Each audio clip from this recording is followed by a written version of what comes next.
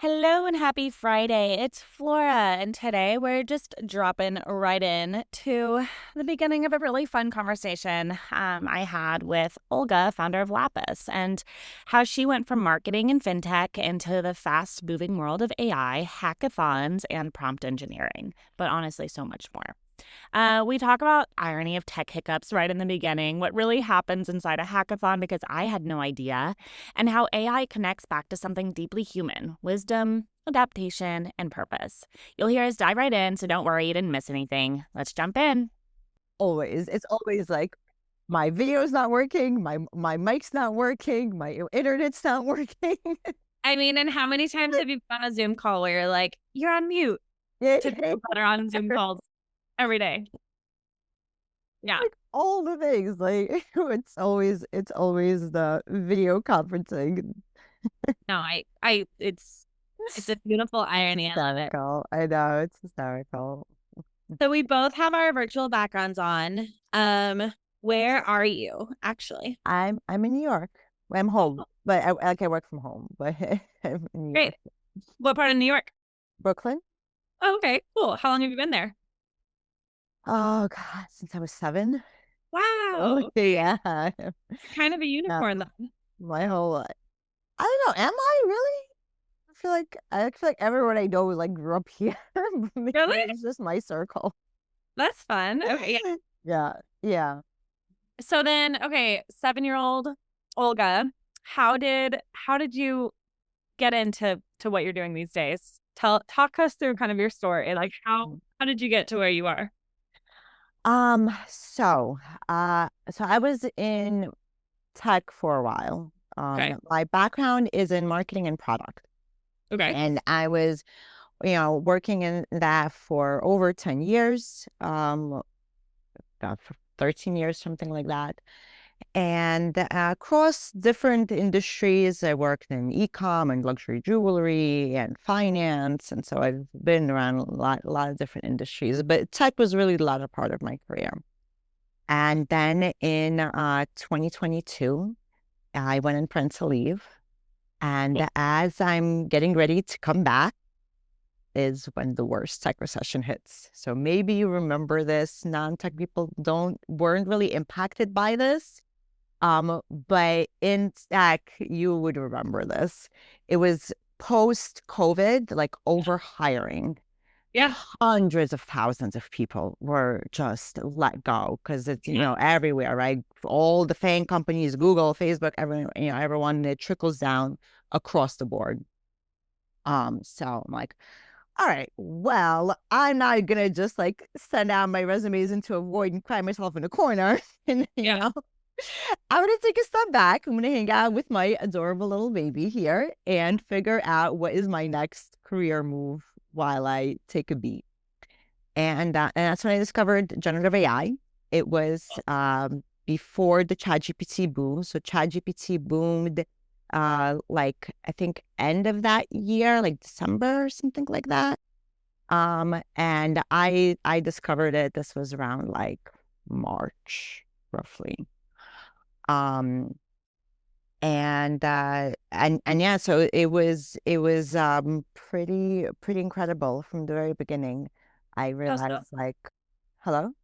How so? How like what Um, made it incredible for you? so just the fact that from such minimal input, I was able to tell it, write a blog, write this, do this, right? And it was able to give me all of this text. And in comparison to what we have now, back then, the model, it was like a um, fancy autocorrect is like the best way that I can describe it for people who Okay. aren't familiar with the dominant model at the time, which was DaVinci 2. I think DaVinci 3 was just coming out at that time. Um, and it was just completely blew me away. And at first I thought, oh wow, like keyword research, right? Because I'm thinking my marketers had like, oh my God, this is great for keyword research. But then as I began interacting with it more and more, I'm like, wait, I can write blogs and I can write articles, and you can just natural interaction with it, right? So writing was the immediate first step. And I thought, wait, you can do more. You can like ask it a question and it will give you an answer. Now, back then, the training data was much, much less than what it has now. And the reasoning was certainly way less. And the hallucination issue was really, really bad, right? Yeah. Um, but even then, I saw like this is going to change the way we search, the way we work, the way we write. It's going to change everything. Yeah. And I knew that I gotta do this. I gotta figure out a way to make it work. So I at that point, very few people knew what this technology was. Like even developers weren't really talking about it. Nobody was talking about it, right? Again, this was before the ChatGPT boom. So I had a bit of a rough time trying to find someone that would even, talk to me about it. You had to kind of go on like Discord servers and like the deep trenches of, the dark corners of the internet community. Yeah. And like some obscure YouTube influencers that were just coming up at that time, right? To like get those resources. But I did it and I found whoever I could and and then I started joining what they're called hackathons, which is but hacking marathon, right? Hackathon. So it's a very high intense environment where you work with a group of people to create a thing. Okay. And you're given a short amount of time to create a thing and get it working in production, which was awesome. And so we created an AI and you have to present on it, using technology. So I started doing those things and then eventually I got my first. Wait, hold on. Tell me more about this hackathon. Was it the first hackathon you'd ever done? It was the first hackathon I ever done. Yeah, it was the first hackathon. It was it's funny, you're like the first. I do these podcasts a lot. You're the first person to ever ask me about the hackathon. Well, yeah, I'm like, we're not gonna just like jump over that because I mean, honestly, going from marketing and e-commerce, there's a big jump. I was in fintech, but yeah, but at that point I was coming from fintech, but sure, yeah. But still kind of on the marketing side, right? Marketing and product, yeah. Okay, that's a big jump to like being involved in a hackathon. So can you talk us through that a little bit first? Sure, yeah. So it was a pine cone hackathon. And pine cone. Yeah, what's a pine cone, right? Pine cone is a vendor that helps store data. Okay. In that you would use that AI would then access in a way that is easy for AI to access and make sense of. So is it like helping train the AI? It's not training the AI. It is giving AI your data. You give AI your data. Okay. Think of it, it's a database, right? Okay. But it's a database for unstructured data. So unlike, let's say something like SQL, for example, which is a structured database where you have rows and columns, what you can do with something like Pinecone or Quadrant, which is a competitor of theirs, emerging competitor, you can take documents, PDFs for text, Word documents, whatever, and you can put these documents. I don't want to get too technical, but anyways, you can extract information from these documents, put it into Pinecone. It'll convert the text into let's call it a sequence of numbers. Okay, kind of into a code. Like a code, exactly. Like a code. So it'll convert it into a code, and then when the AI needs to access the information, it will access this code. Got it. Interesting. Okay. Um, so there, and it's called a vector database. Okay. I've heard Vector that. databases have exist, so that's what Pinecone is. It's a vector Okay. database. Right? Vector databases have existed for a while. Pinecone just had phenomenal marketing, and they have done things to make it really work well with AI. So then what was your role in that hackathon? So I was it was behind the, I guess I was the product manager, you could say it this way. So I was Okay. really the product manager and the slash marketer. Interesting. Okay, so you do this hackathon and you're like, I mean, what was your takeaway? Like how when you left that hackathon and you called a loved one, what were you telling them? Like this was the coolest thing Yeah. in your life. My life So changed or there are a couple of very interesting things. I mean, well, first of all, I made just incredible connections. The lead developer for that hackathon became my lead developer for Lapis, actually. So, that sure is that. But few things that were incredibly interesting outside of the connections that you make. First of all, I originally thought that it would be just like college students that would do these kind of things. It's totally not. It's like you'll have like CEOs and CFOs and CPOs and like just lead developers that would participate in these things. They'll often, for inspiration. Sometimes they want to start their own companies. They're looking for talent. So there's a number of different reasons to participate in a hackathon. Not just the price, right? There are some prizes, but whatever. It's not really for that. yeah. A second thing that was just a complete eye opener was how sometimes things that you would think should be so incredibly simple and easy because they're everywhere are actually incredibly hard. Like So what? for example, login, the ability to log in and authentication, I thought was like super easy because it's like everything requires a login. Every website you go to nowadays requires you to log in and have a password. It is actually the thing that makes it very challenging and the thing that makes a difference between a hobby project and production grade product.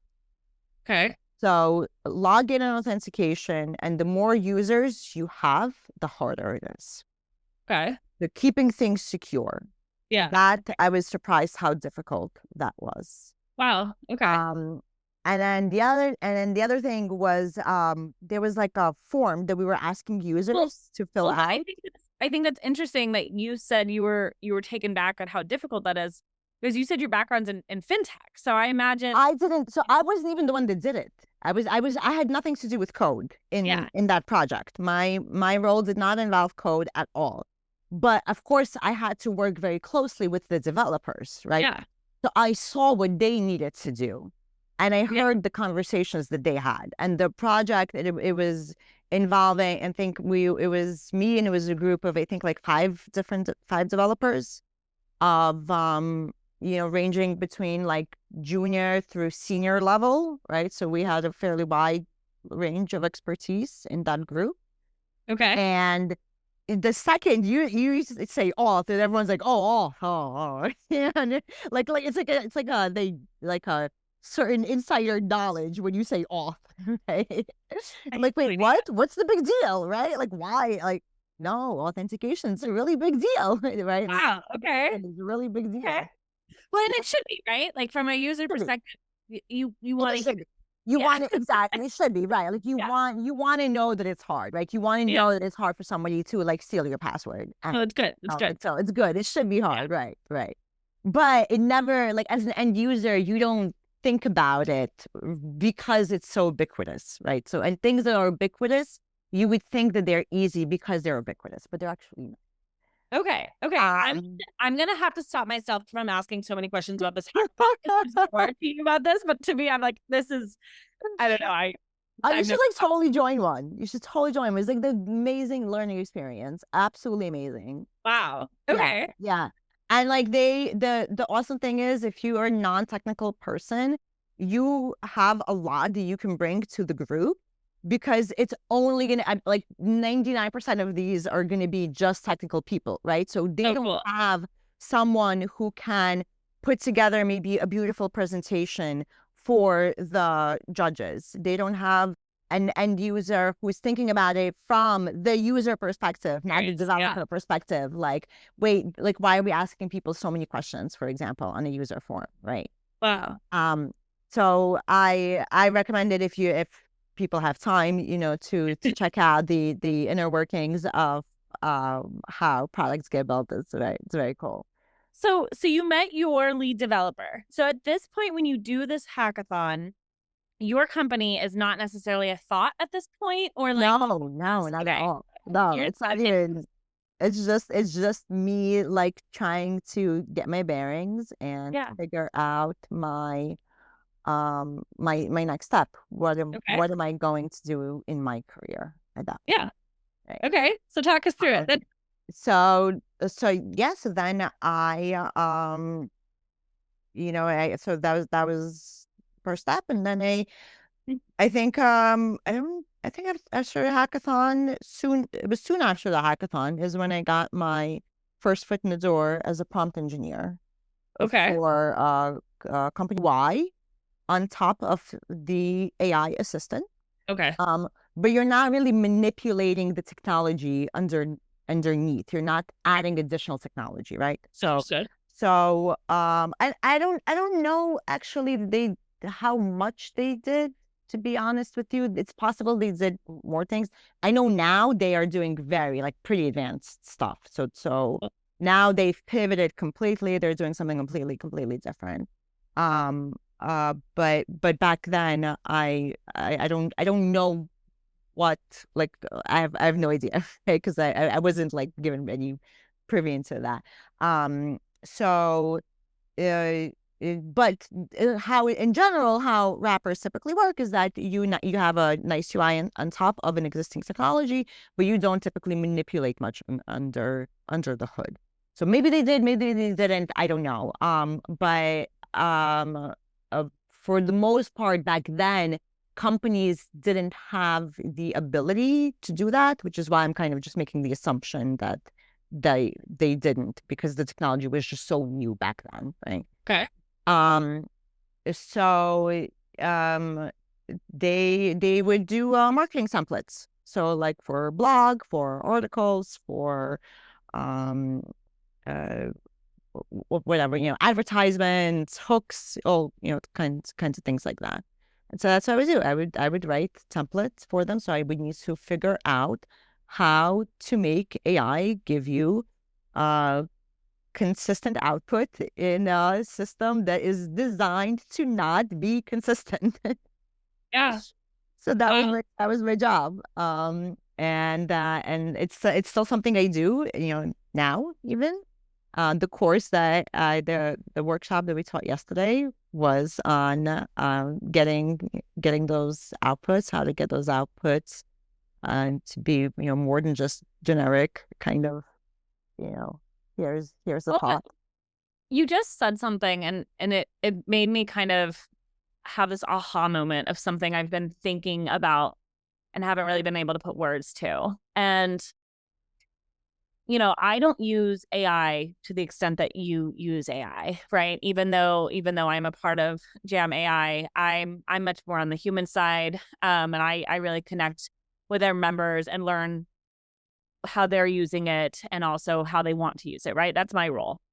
And I'm always very clear, like I'm still the person on Zoom being like, "Hey, you're on mute."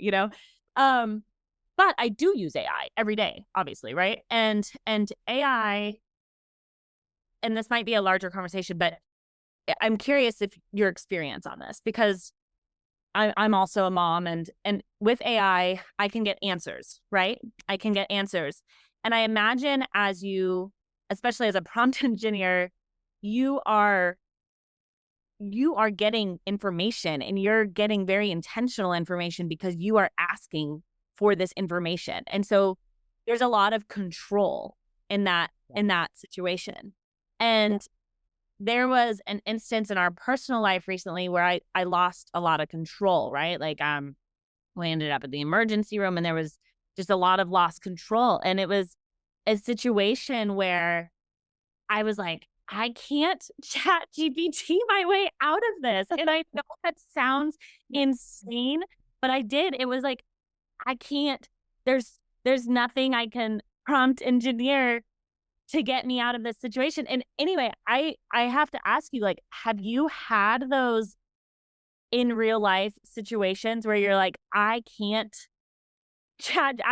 prompt engineer this? Like, have you had those correlations? Course. I mean, Like, of course, no, of course. yeah, So like, there's things AI is fantastic for, and there's things AI is not good for, right? yeah, And it's kind of like the wisdom to know the difference, right?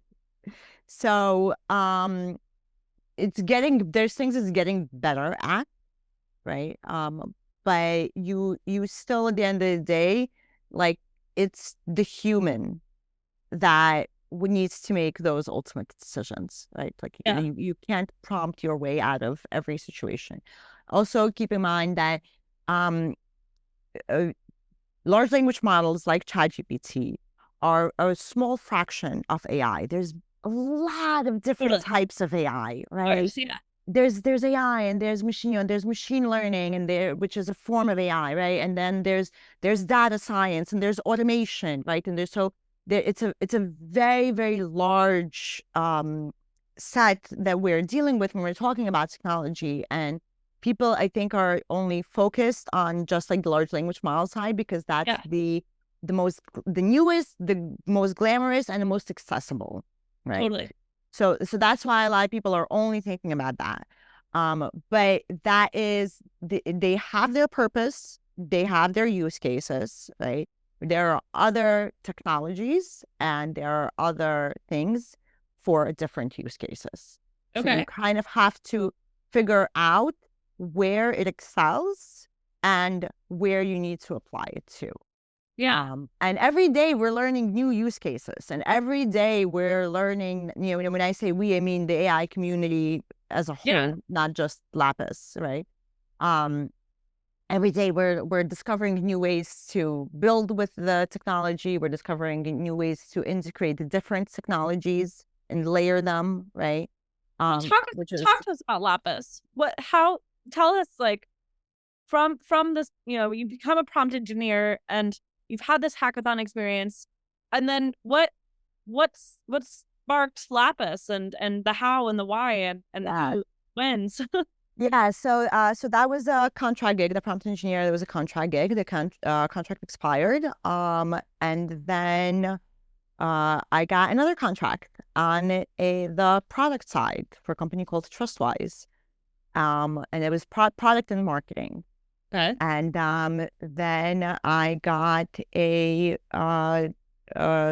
different side for the company, which was for a prompt engineer for an insurance company. Wow. So Okay.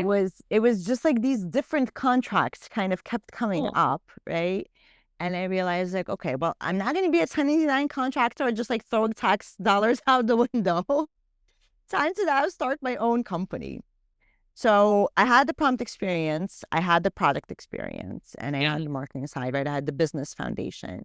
I was missing the technical piece for the development side. Yeah. When I realized soon after that, in order to be competitive, it would be very good for me to have that development piece in-house. So that's what I did. I hired contractors to help, so that now we are able to build custom software. Okay. Um, and then the final piece came when we started. So I was doing the consulting, and we were building the custom software. But then we started seeing how people are engaging with it, with stuff that we're building, and how you really need that training component for people. You really need people to understand what the AI is doing, what it's for, and to get the best outputs. How do you interact with it? It's easy for me to teach someone how to prompt. It's very like I can very this was the course from yesterday, right? So when you see it and when you understand how do you prompt and how do you ask the right question within your specific context, right?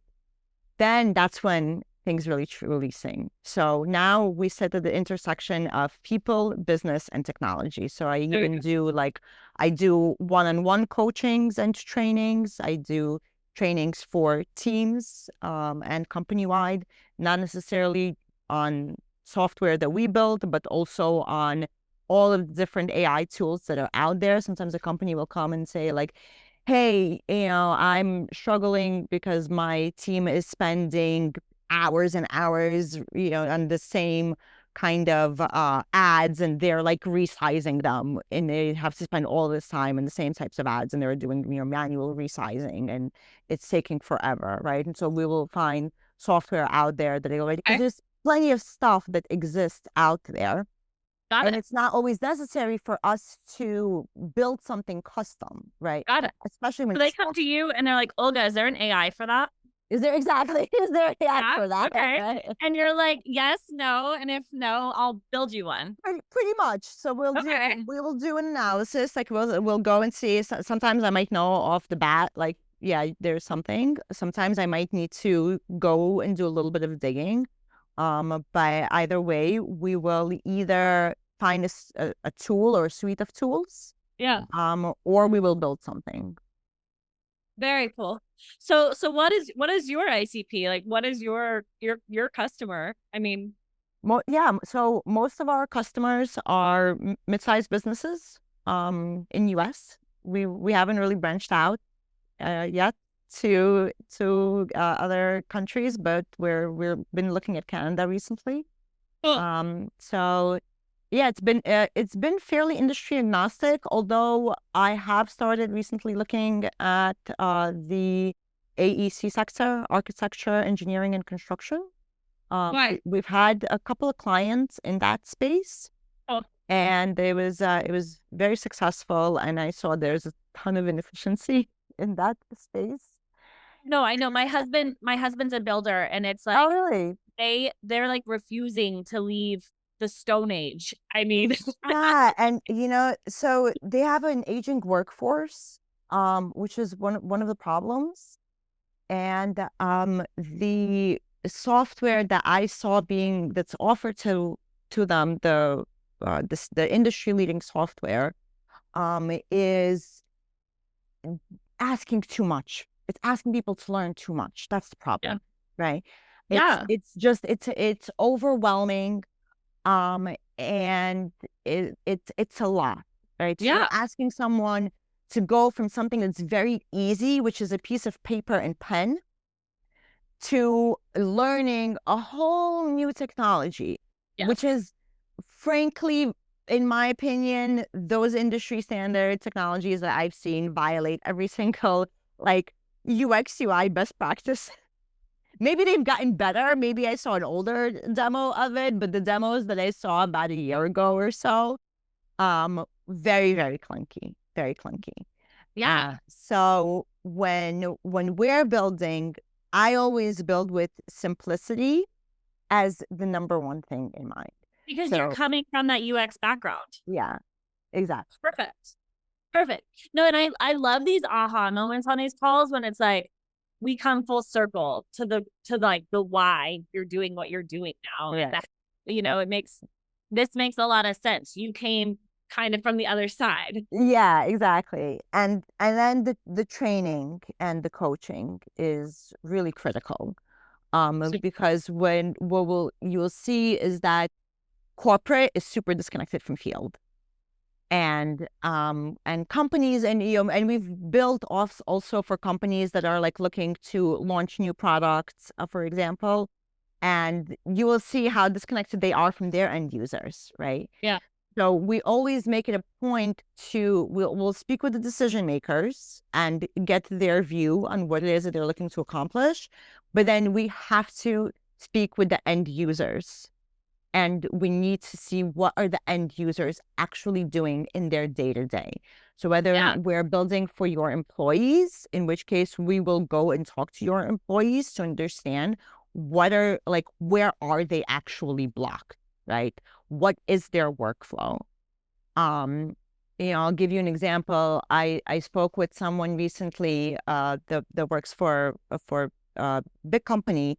They rolled out an AI system, and they were told that they can't use it because their legal department is saying that they cannot verify that the information that the AI is giving them is correct. Fair. You just, how much money did you, where are your citations? Why Yeah. not build in citations? You need citations. So when we build something, we always build in citations so that the end user can click on that button right there that says there's a citation and verify themselves. And then because otherwise, like I don't know how much money you spend. I mean, it's a big company, so they probably spend quite a lot on it. Yeah. Right? It wasn't some hacky solution that was thrown together. And however much time it took you to implement that, but you didn't put citations in, right? And maybe it's because they tried to do it themselves, and they didn't have the know-how to implement citations, right? It's not the easiest thing to do, not gonna lie. Um, or for whatever reason, I don't know why. I don't know why. But like the technology is there, like we build it, right?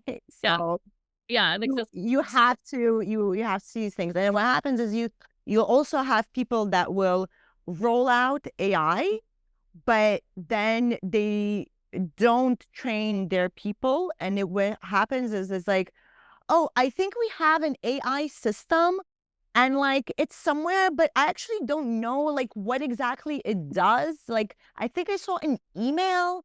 It's like, what? Yeah. How much money you spent and money and time and energy and everything. And your people are sitting there going, I don't know what it does or where it is. Where's the training in this, right? So that is a critical component. And that's It's and that's connecting why those. It's you connecting that have gap. to you have to connect that gap. Yeah. Otherwise, it's because at the end of the day, the person is the one that has to click the button. It's like, it's not just AI in a bubble, right? Like the person has to use it. So even if it's an agent, even let's say an autonomous agent, even there, you still need the person to, ideally like approve the task, right? Like you don't want it going off and just doing No, things. can't take the human out of AI yet. No, no, Yeah. no, you cannot. You cannot. Uh, So yeah. no, I'm excited because, talking to you, I try to think, like how can this how can this be a value of not only for you, but for our listeners too, right? And I love this because, really going back to this full circle thing, it's like, yeah, you can talk to someone and teach them how to be, do their own prompt engineering or even, use an LLM easier, right? Like in an Right. everyday, and we'll share that recording from yesterday. And then you can talk to a CEO or a CTO at a major organization and say, and go from that angle. And I think it's really neat that you're able to have these conversations with such different and broad demographics and audiences. Yeah. Yeah, Yeah. the one-on-one coaching and that is new. This is something that we just released recently. Cool. Congrats. So thank you. So that's been going really well. It was a pilot. I wasn't sure if I would keep it or not. But we are deciding that we are going to keep doing the one-on-one coachings for now. It's very exciting. So yeah, it's great, and it gives us it also then allows us to come back to, business owners and CEOs and say like, hey, I'm doing these one-on-one trainings with people and like this is what I see in Yeah. practice. Well, and I keep coming back to this full circle thing. It's like you with you coming into this from a non-technical background, it's like you you know when like if I'm staring at my rose water like all day long, right? And it's like I don't know, like it's like okay, I know this rose water, but you really have to put yourself outside of it. That was a terrible example, but you really have to put yourself outside and you know, I mean, let's go back to construction, right? If you're talking to someone in the construction industry, you have to think about, yeah, they only know this world of construction, right? And to be able to talk to people who, yes, only know this world of construction and also make that connection to people who don't know the construction industry. Again, another really bad example, but I really appreciate your ability to have those conversations with different audiences. I think it's really unique. And I mean I'm excited. I'm excited to see where else Thank you. your company goes and where else you go and who else you talk to in this world. Yeah, yeah, me too. And there's actually quite a lot of overlap between construction or the trades in general and AI because we both build. Except, we I love that. it's true. It's true. We both Yeah. build. Except you build in the physical, they build in the physical space, I build in the digital space. But yeah, No, I love you that. got you got your So project managers, you got your engineers, you got your architects, it's all the same.